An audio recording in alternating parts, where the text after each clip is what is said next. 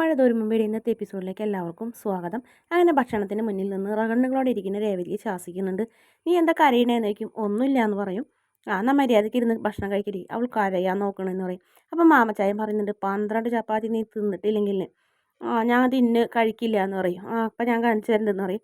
അങ്ങനെ പോകുന്നൊക്കെ പറഞ്ഞ് ചിരിക്കുന്നു. ശരിക്കും ഒരു മോളും അച്ഛനും അമ്മയും പോലത്തെ ഒരു ഫീലിംഗ് ആണ് അവിടെ. രേവതിക്കുട്ടി സന്തോഷത്തോടെ ഭക്ഷണം കഴിക്കുന്ന, മനസ്സ് നിറഞ്ഞ് കണ്ണ് നിറഞ്ഞ് കഴിക്കുന്ന ഒരു ഭാഗമാണ് കാണിക്കുന്നത്. അതിനുശേഷം പിന്നെ നമ്മുടെ ചിന്നുമോളെയാണ് കാണിക്കുന്നത്. ചിന്നുമോള് വല്ലാത്ത വിഷമത്തിലാണ്. പാവനെയും കെട്ടിപ്പിടിച്ച് എലീനനെയും അതുപോലെ തന്നെ ബ്രിജിത്ത മാമിനെയും എല്ലാവരും ഇങ്ങനെ ഓർക്കണം. ഭക്ഷണം കഴിപ്പിക്കുന്നതും എടുക്കുന്നതും കെട്ടിപ്പിടിക്കുന്നതും എല്ലാ കാര്യങ്ങളും പെട്ടെന്ന് ചിന്നുമോളെ എന്ന് വിളിച്ച പോലെ കൊച്ചിന് തോന്നുന്നു. അങ്ങനെ കുഞ്ഞ് ഇറങ്ങി ഓടുന്നു. ചേച്ചി ഞാനിവിടെ ഉണ്ട്, രേവതി ചേച്ചി, ഞാൻ രേവതിക്കുട്ടി ചേച്ചി ഞാനിവിടെ ഉണ്ടെന്നൊക്കെ പറയും. അപ്പോൾ നോക്കുമ്പോൾ ഒരു രേവതിയുടെ പ്രായമുള്ളൊരു പെൺകുട്ടി ആ അനാഥാലയത്തിൻ്റെ ഫ്രണ്ടിലൂടെ പോണ കാണും. അപ്പോൾ അത് രേവതിയാണെന്ന് വിചാരിച്ച് ചിന്നുമോൾ അങ്ങനെ ഓടുന്നു. ഞാനിവിടെ ഉണ്ട്, നിൽക്ക് നിൽക്ക് എന്ന് പറഞ്ഞ് കൊച്ച് പിന്നാലെ സ്ത്രീയുടെ പിന്നാലെ ഓടും. ആ സമയത്ത് ഷാർലി ചേച്ചി പുറത്തിറങ്ങി വന്നിട്ട് ഷാർലി ചേച്ചി നോക്കുമ്പോൾ ചിന്നുമോൾ ഇറങ്ങി ഓടുന്ന കാണുന്നത്. അങ്ങനെ ആ ചേച്ചിയും പിന്നാലെ പോകും. സിസ്റ്റർ വന്ന് നോക്കുമ്പോൾ ചിന്നുമോളെ കാണില്ല, കളിക്കുന്ന ഭാഗം പ്ലെയിൻ ആയിട്ടിരിക്കുന്നത്. അപ്പം മനസ്സിലായി ഇറങ്ങി ഓടിയെന്ന്. അങ്ങനെ പിന്നെ റോഡ് കാണിക്കുന്നത്. അങ്ങനെ റോഡിൻ്റെ മുന്നിൽ ചിന്നുകുട്ടി ഇങ്ങനെ ഓടി വന്ന് ആ ടിപ്പറിൻ്റെ മുന്നിൽ നിൽക്കും. പക്ഷേ അയാൾ കറക്റ്റ് വണ്ടി നിർത്തും. ആ സമയത്ത് കുട്ടീൻ്റെ മുഖത്ത് നോക്കുമ്പോൾ എന്നെയും കൂടി കൊണ്ടുപോകുമോ, എവിടേക്ക് മോളെ എന്ന് ചോദിക്കും. എൻ്റെ ചേച്ചി അലീന ചേച്ചീനെ കാണാനാണെന്ന് പറയും. അപ്പോഴത്തേനും ഷെർലി വന്ന് കുഞ്ഞിനെ വാരിയെടുക്കും. എന്നിട്ട് കൊണ്ടുപോകും. അപ്പോൾ സിസ്റ്റർ ചോദിക്കേണ്ട എവിടം വരെ എത്തി, റോഡ് വരെ എത്തി എന്ന് പറയും. എന്നിട്ട് വേഗം സിസ്റ്റർ കുഞ്ഞിനെ എടുത്ത് കഴിഞ്ഞിട്ട് തോളിലിട്ട് തലോടി കൊണ്ട് നടക്കുന്ന ഒരു ഭാഗം കൂടി കാണിക്കുന്നുണ്ട്. അതിനുശേഷം പിന്നെ ഗ്രേസാമ്മയുടെ ഫോൺ ബെല്ലടിക്കുന്നുണ്ട്. അപ്പുറത്ത് അലീന ഇരുന്ന്. അപ്പോൾ അലീന ചോദിക്കുന്നത്, ഇത് മാമച്ചൻ സാറിൻ്റെ വീടാണോ എന്ന് ചോദിക്കും.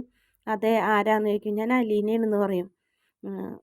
അപ്പോൾ പറയും, കൊച്ചമ്മനെ കൊച്ചമ്മ അന്ന് ഇഷ്ടമില്ല മനസ്സോടെ ഉള്ള അങ്ങോട്ട് കൊണ്ടുപോയത് രേവതിക്കുട്ടീനെ. എന്തായി രേവതിക്കുട്ടീനെ നിങ്ങൾക്ക് നോക്കാൻ പറ്റുമോ, രേവതിക്കുട്ടീനെ കൊണ്ട് നിങ്ങൾക്ക് വല്ല ബുദ്ധിമുട്ടുണ്ടോ എന്ന് അറിയാനാണ് കൊച്ചമ്മ ഞാൻ വിളിച്ചതെന്ന് പറയും. കൊച്ചമ്മ ആരുടെ കൊച്ചമ്മ എന്ന് ചോദിക്കും. നീ എന്നെ കൊച്ചമ്മ എന്ന് വിളിക്കേണ്ട, ഒന്നില്ലെങ്കിൽ ആൻറ്റി, അല്ല എന്നുണ്ടെങ്കിൽ ചേച്ചി, ഇത് രണ്ടിലേത് വേണമെങ്കിലും വിളിച്ചോളാൻ പറയും. സോറി ആൻറ്റി എന്ന് പറയും. അങ്ങനെ പറയുമെന്ന് പറയും. രേവതി നിനക്ക് സുഖമാണോ അവിടെ എന്ന് ചോദിക്കും. എനിക്ക് കുഴപ്പമൊന്നുമില്ല, നിനക്ക് സുഖമാണോ, നിനക്ക് ഭക്ഷണം കിട്ടുന്നുണ്ടോ, നിന്നെ സ്നേഹിക്കുന്നുണ്ടോ എന്നൊക്കെ ഉള്ളൊരു ടെൻഷനാണ് ഇവിടെ ഒരാൾക്കെന്ന് പറയും. എന്നിട്ട് വേഗം രേവതിക്കുട്ടിയുടെ കയ്യിൽ ഫോൺ കൊടുക്കും. മോളെ എന്ന് വിളിക്കും. അലീന ചേച്ചി എന്ന് വിളിച്ച് രണ്ടുപേരും ഭയങ്കര സ്നേഹത്തോടെ അങ്ങോട്ടും ഇങ്ങോട്ടൊക്കെ പൊട്ടിക്കരയുന്ന. മോളെ നിനക്ക് അവിടെ സുഖമാണോ അടി എന്ന് ചോദിക്കും. എനിക്കിവിടെ സ്വർഗ്ഗമാണ് ചേച്ചി എന്ന് പറയും. ഞാനേ ഇവിടുത്തെ ആരെയൊക്കെയാണ് എന്ന് പറയും. ഞാനിവിടുത്തെ ജോലിക്കാരിയൊന്നല്ലേ ചേച്ചി എന്ന് പറയും. അത് കേൾക്കുമ്പോൾ നമ്മുടെ ഗ്രേസാമ്മയ്ക്ക് വല്ലാത്ത സന്തോഷവും സങ്കടമൊക്കെ വരുന്നുണ്ട്. ഗ്രേസാമ്മ വേഗം അവളുടെ അടുത്ത് നിന്ന് മാറാൻ നോക്കുന്നുണ്ട്. രണ്ടുപേരും കൂടെ സംസാരിക്കട്ടെ എന്ന് ചോദിച്ചിട്ട്, നീ ചേച്ചിയുടെ വിശേഷങ്ങൾ ചോദിക്കടി, നീ ഇവിടുത്തെ വിശേഷങ്ങൾ പറയണ്ടെന്ന് പറഞ്ഞ് ഗ്രേസാമ്മ ദേഷ്യപ്പെടും. അപ്പോൾ സോറി എന്ന് പറയും. എൻ്റെ ചേച്ചിക്ക് എങ്ങനെയുണ്ട്, ചേച്ചീനെ അവർക്ക് ഇഷ്ടമാണോ, ചേച്ചി ആരാണെന്ന് അറിയോ, അങ്ങനെ ഓരോന്നായാലും ചോദിക്കുന്നില്ല. മോളെ എനിക്ക് കുഴപ്പമൊന്നുമില്ല, എനിക്കിവിടെ സുഖമാണ്, ഇവിടെ എനിക്കൊരു ബുദ്ധിമുട്ടില്ല എന്നൊക്കെ അലീനയും പറയുന്നു. മുത്തശ്ശേരിക്ക് അത്ഭുതമാവുന്നു. ഇത്രയധികം സഹിച്ചിട്ടും ഒന്നും തുറന്ന് പറയണില്ല. എന്നിട്ട് ലാസ്റ്റ് അലീന രേവതിക്കുട്ടീനെ അങ്ങനെ ഉപദേശിക്കുന്നത്, നമുക്ക് ആരോരും ഇല്ലാത്തതാണ്, ആരും ഇല്ലയെന്ന് ആലോചിച്ചിട്ട് വേണം മോളെ സ്നേഹിക്കാൻ, അവരെ സ്നേഹിക്കണം നല്ലോണം, അവർക്കൊരു വിഷമം ഉണ്ടാക്കരുതെന്നൊക്കെ പറഞ്ഞ് മനസ്സിലാക്കി കൊടുക്കുന്നുണ്ട്. ഇല്ല ചേച്ചി, ഞാനൊരു പ്രശ്നം ഉണ്ടാക്കില്ല, ഞാൻ പറഞ്ഞില്ലേ ഞാനിവിടുത്തെ ജോലിക്കാരിയൊന്നുമല്ല, അച്ഛൻ്റെ അമ്മരെയും കൂടെ ജീവിക്കുന്ന ഒരു ഫീലിംഗാണ് എനിക്കെന്ന് പറയും. അത് മതി എന്ന് പറയും. എന്നിട്ട് രേവതിക്കുട്ടി ആ ഫോൺ വെച്ചിട്ട് ഫോണുമ്മേലൊരു ഉമ്മൊക്കെ കൊടുത്തിട്ട് കൊണ്ട് കൊടുക്കും ഗ്രേസാമ്മയുടെ കയ്യിൽ. ഇന്നാന്ന് പറയും. സംസാരിച്ച് കഴിഞ്ഞാൽ ഞങ്ങളുടെ കുറ്റങ്ങളൊക്കെ പറഞ്ഞാന്ന് ഓർത്തു. ഞാൻ നിങ്ങളുടെ കുറ്റമൊന്നും പറഞ്ഞില്ല എന്നറിയും. ഇല്ലേ, നീ ഞങ്ങളുടെ കുറ്റങ്ങളൊന്നും പറഞ്ഞില്ലേ എന്ന് ചോദിക്കും.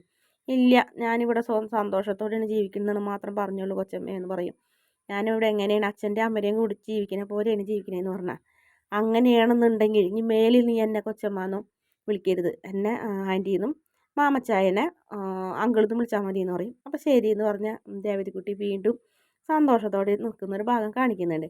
പിന്നീട് നമ്മുടെ ഹരിശങ്കരനാണ് കാണിക്കുന്നത്. ഏതോ ഒരു പാവപ്പെട്ട വീട്ടിലെ പെൺകുട്ടീനെ വളച്ച് കൊണ്ടുവന്നിട്ടുണ്ട്. റെസ്റ്റോറൻറ്റിൽ കൊണ്ടുപോയി ചായയൊക്കെ മേടിച്ച് കൊടുത്ത് സോപ്പിട്ട് നിർത്തുന്നുണ്ട്. പക്ഷേ പിടി കൊടുക്കുന്നില്ല ആ പെൺകുട്ടി. എന്തായാലും ഹരിയുടെ ഉദ്ദേശം ഒന്നും അവിടെ നടക്കാൻ പോകണില്ല. ഒരു പാവപ്പെട്ട വീട്ടിലെ പെൺകുട്ടീനെ. പിന്നെ നമ്മുടെ മനുവിൻ്റെ അമ്മ വൈജയനെ വിളിക്കുന്നു. കമല എന്തൊക്കെയുണ്ട് വിശേഷം എന്ന് ചോദിക്കുമ്പോൾ, നല്ല വിശേഷമോ, നിനക്ക് സുഖമല്ലേ എന്ന് പറയും. ബാലേട്ടനും സുഖമാണ്, ആണുങ്ങൾക്കല്ലേ പണിയെടുക്കുക, ജോലി ചെയ്യുക, ശമ്പളം കിട്ടുക, കുടുംബത്തെ കാര്യങ്ങളൊക്കെ നോക്കേണ്ട ഞാനല്ലേ, നിനക്കും അങ്ങനെ തന്നെയല്ലേ എന്ന് പറയും. നീ ഇപ്പോൾ നല്ല നിനക്ക് സുഖമായിട്ട് ജീവിക്കാമല്ലോ, നിനക്ക് ജോലിക്കാരില്ലേ എന്ന് പറയും. ആ കാര്യത്തിലൊരു സംശയമില്ല എന്ന് പറയും. അവൾ അതുകൊണ്ടാണ് ഞാൻ അവളെ വിടാത്തതും, അവൾ നല്ല ഭക്ഷണം വെച്ച് തരും, നല്ല അടക്കും ചിട്ടയും വെടുപ്പും വൃത്തിയും രുചിയും ഒക്കെ ഉണ്ടെന്ന് പറയും. അല്ലെങ്കിൽ ഞാൻ അവൾ എന്നേ പറഞ്ഞയച്ചേനേന്ന് പറയും. പിന്നെ ബാങ്കാണ് കാണിക്കുന്നത്. ബാങ്കിൽ ജോലി ചെയ്യുന്ന സമയത്ത് ഒരു സാർ അങ്ങോട്ട് വരുന്നുണ്ട്.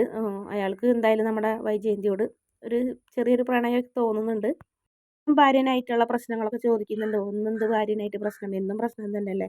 ഞാൻ ആഗ്രഹിച്ച പോലത്തെ ഒരാളല്ല എനിക്ക് ദൈവം തന്നത്. ഞാൻ മാഡത്തിനെ പോലത്തെ ഒരു പെണ്ണിനെയാണ് ആഗ്രഹിച്ചതെന്ന് പറഞ്ഞപ്പോൾ ഞാൻ അത്ര വലിയ വീരശൂര പരാക്രമി മിടിക്കുമെന്നല്ല പറഞ്ഞപ്പോൾ അത് മാഡത്തിന് തോന്നണാണെന്ന് പറഞ്ഞു. അങ്ങനെ രണ്ടുപേരും കൂടെ പുഞ്ചിരിച്ച് നിൽക്കുന്നതോടെയാണ് ഇന്നത്തെ എപ്പിസോഡിൻ്റെ അവസാന ഭാഗം. വീഡിയോ ഇഷ്ടപ്പെടുകയാണെങ്കിൽ ചാനലൊന്ന് സബ്സ്ക്രൈബ് ചെയ്യണേ.